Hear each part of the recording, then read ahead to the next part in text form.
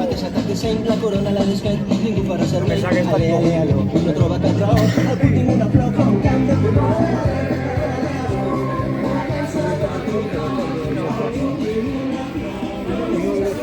Ahora le preguntamos, ¿cuántos sabrá? Ponle bien eso.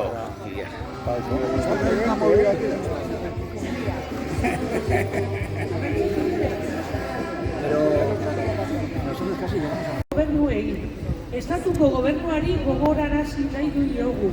Jasaten ari den gertakarien frogen aurrean, ulertuko izan duela sistema kapitalistak ez diela ordaintzen haren jarraibidea jarraitzen ez dituztenei.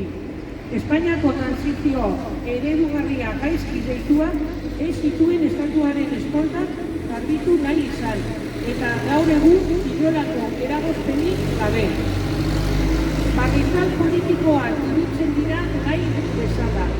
Frankismo kamuflatua, mozorroa, kendu eta egistatia hasi du, baina gobernuaren bai PSOEren eta agian laster egiaztatuko dugu noren gehiago.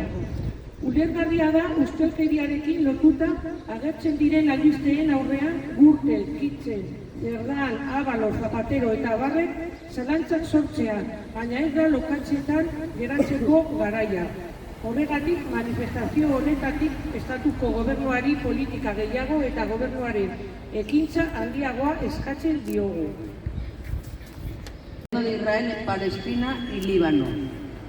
Por ello, exigimos la ruptura absoluta de todas las relaciones con Israel y acabar con los ataques imperialistas de Estados Unidos en Irán, Venezuela, Cuba, etc.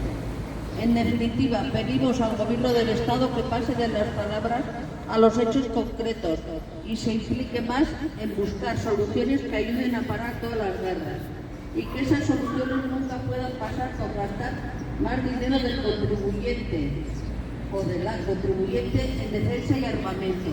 Las vías principales deben ser el desarme y la atención a las causas profundas como la desigualdad y la injusticia social que la originan.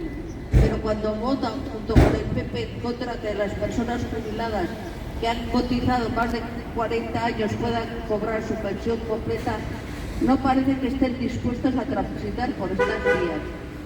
¿Dinero para las armas? Sí. ¿Para las pensiones? No. Esto es decepcionante.